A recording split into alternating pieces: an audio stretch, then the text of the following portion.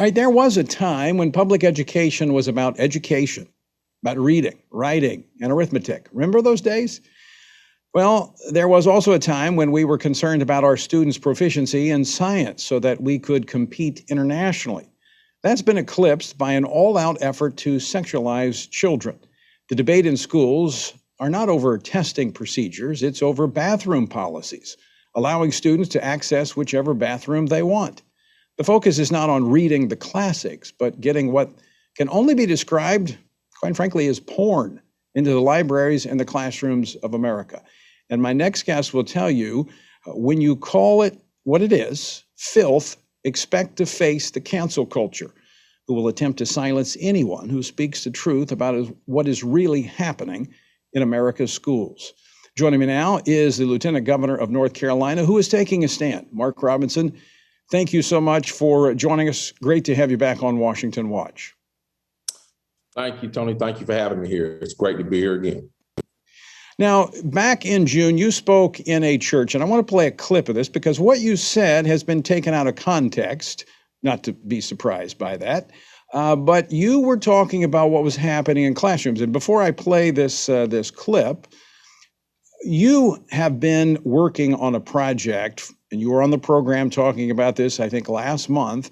You have been collecting information, looking into what's been happening in public education in North Carolina for some time. So this wasn't something you said just off the cuff. This was something you have been looking into and researching. Absolutely, it is. This has been on our radar for quite some time. It's been on my personal radar for many years. It's what we call indoctrination in our schools. I had an up close and personal look at it when my daughter was in high school. And then as we came into the political realm, it's one of the topics that occurred and was brought up to us over and over and over again, one of the topics. And we have dedicated ourselves in this office to pushing back against it. And one of the main things that we're seeing is this sexualization of children in the classroom. And it's something that we are bound and determined to stand up against. All right, Lieutenant Governor, I want to play a clip of what you had to say in a church regarding this, I think back in June. Play clip number 3, please. We have got to wrestle this away from those folks. And I'm going to tell you why. Because it is flat out child abuse. Take your children and tell them they have to attend school, don't have a choice. And then some of them will tell them they don't want you to have a choice where they go to school. You have to send your children here to school. Then when they get there, what do they teach them? Teach them a bunch of stuff about how to hate America. Teach them a bunch of stuff about why they're racist. Teach them a bunch of stuff about transgenderism and homosexuality. I'm saying this now, and I've been saying it, and I don't care who likes it. Those issues have no place in a school. There's no reason anybody anywhere in America should be telling any child about transgenderism, homosexuality, any of that filth. And yes, I called it filth. And if you don't like it that I called it filth, come see me and I'll explain it to you. It's time for us to stop letting these children be abused at these schools. And it's not going to happen till the people of God stand up and demand different. All right, Lieutenant Governor Robinson, I want to give you the opportunity to give the full context of this video that has the left up in arms. Where were you speaking? Who was your audience? And what was the topic?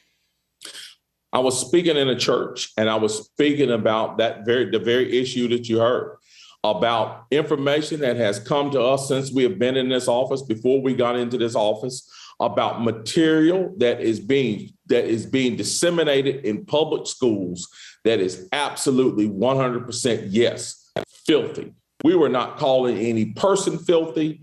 We were not calling anyone filthy. We were calling the material that is being shared with students in this in the public education system. Some of it is very filthy, and we gave some examples of that. And it's just a small sample of the things that we have seen since we've been in this office and been made aware of. Much of it we saw in our during our education task force. And so that was the context of what we were talking about. And those folks that want to take it out of context and want to try to excuse the fact that we have this pornographic material in schools, they might as well go ahead and pack it in, because we're not going to back down on this issue. We're going to make sure that children in schools are safe from this type of stuff. What they're seeking to do is attack the messenger so it distracts from the message. They're trying to say, as you said, that you called someone filthy, or that a certain group of people. That was nothing. There was nothing of the sort said in your speech. You're talking about the material that is in classrooms.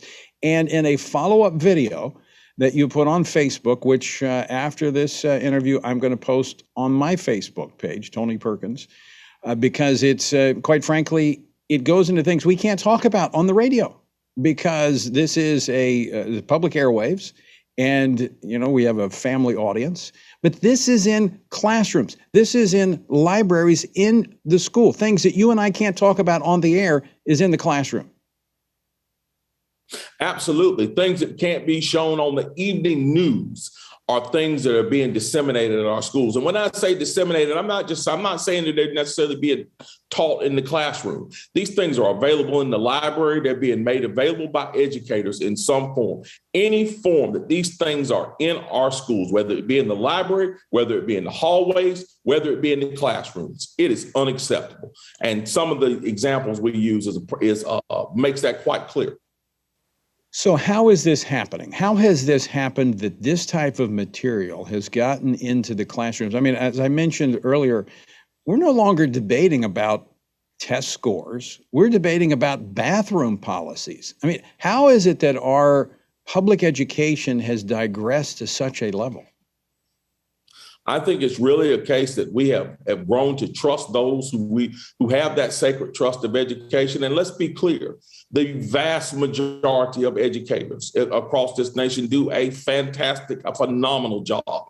They're honest, they're forthright, and they have the best interest of students and parents at heart. But there are some who have slid in under the radar, under the cover of darkness, and are sliding these things into the classroom, sliding them into our libraries, and making them available for students. We can no longer allow that to happen. We have got to get down to school board meetings. We've got to get down to our children's schools and find out if any of this material is there. And if it is, we have to get rid of it.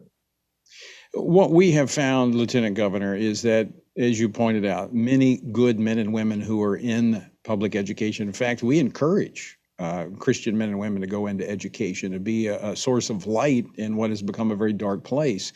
But many of them have their hands tied by the curriculum that's being pushed into our schools. And you made a point in that message that we heard earlier from the church that this will continue until Christians, parents, get involved. Absolutely. Absolutely, it does. My Christian faith leads me to stand up against this. And as I said earlier today in a press conference, as an elected official, I am here to make sure the constitutional rights of every citizen of this state is protected, no matter what their political beliefs may be, no matter what their lifestyle may be. I'm here to protect those constitutional rights. But I also have a sacred duty to make sure that material like this is not going to be introduced in the classroom. And my faith leads me to do that. And I'm going to continue to stand up and fight against it, no matter what anyone says. So, Lieutenant Governor, is this why so many people don't get involved or take a stand, because of this cancel culture that just unload on anyone who dares shine light on what's actually happening? Absolutely. I believe that wholeheartedly. I believe that we have created a climate of fear that has caused free speech in this nation to be stifled. We've got to stand up against that. That is not what the foundation of this nation. This nation was founded on the premise of having free political discourse. And right now, as it stands, anybody who does not agree with the far left is intimidated. They are harassed. They're called names. Their words are taken and twisted out of context. The only way we're going to be able to combat that is to stand firm in our beliefs and continue to stand strong and continue to stand up for our convictions. Final question for you, Lieutenant Governor Robinson. What have you been hearing from the voters of North Carolina? We have strong support all across the state. People love our message. They love the fact that we're not backing down, and they love the fact that we're standing up for what's right. So those folks on the left that think that we're just going to slink away because a few people are angry at us, they have another thing coming. We're going to continue to double and triple down, and we're going to continue to fight to make sure that this filth is removed from our classrooms.